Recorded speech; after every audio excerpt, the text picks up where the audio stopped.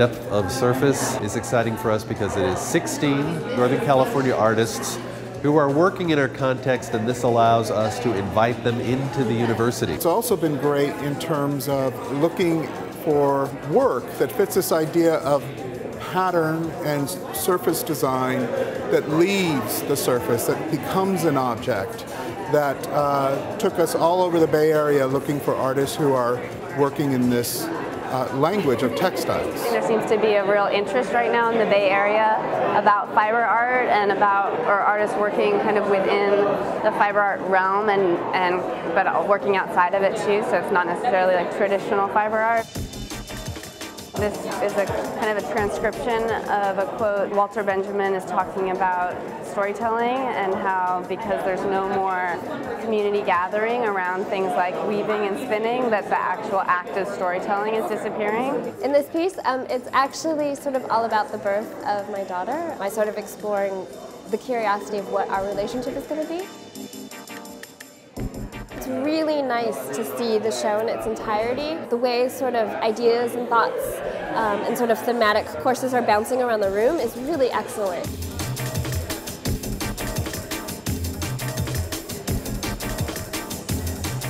This is a piece I made called Manufactured Artifact, and the idea is to explore the possibility of creating something new that looks old. This is reflective yarn, so it's the same material that is used on roadsides. In this case, it's a yarn that is woven on an industrial loom. The way I made this painting is I would cut and fold my New York Times newspapers into patterns that I wanted. Then I would transfer those patterns onto a paint skin. So basically you could unpin the painting and take it off. I think Mark Johnston and Sharon Bliss are doing a fantastic thing with this gallery and the students. I think they're some of the best shows.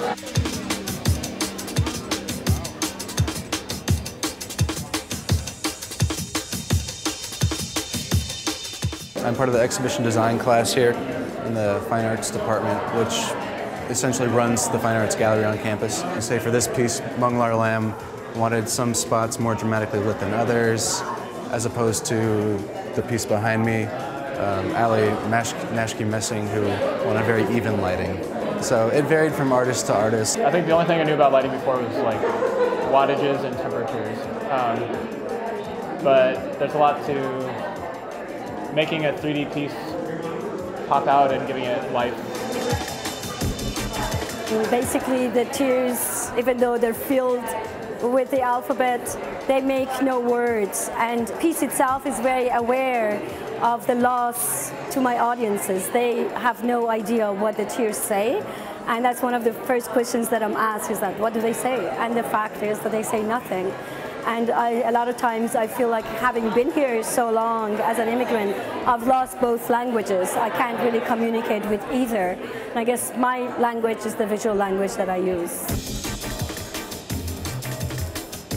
My work is 741976 Interstellar, and basically those numbers are a date.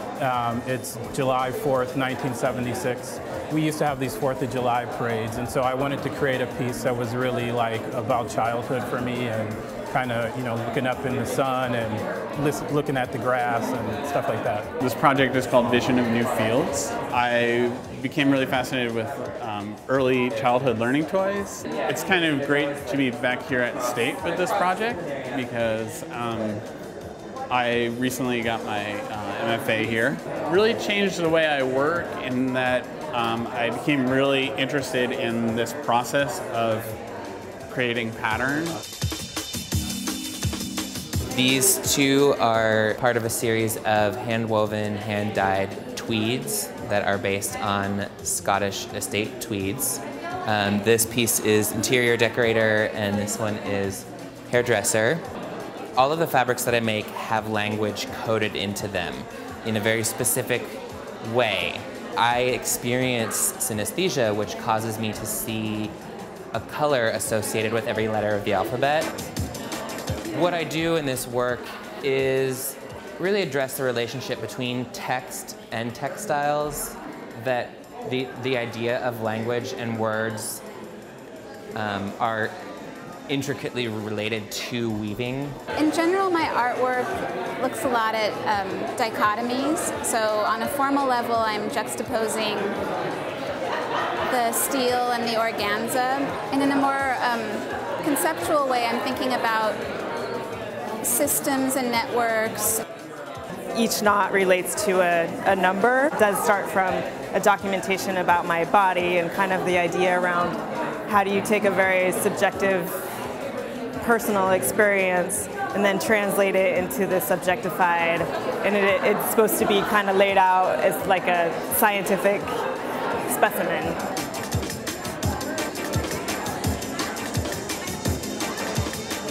It gives you a whole perspective, just the process, working in a gallery, things to, like, just everything that it takes to get here. You see just how rewarding it is, like, on everyone's behalf.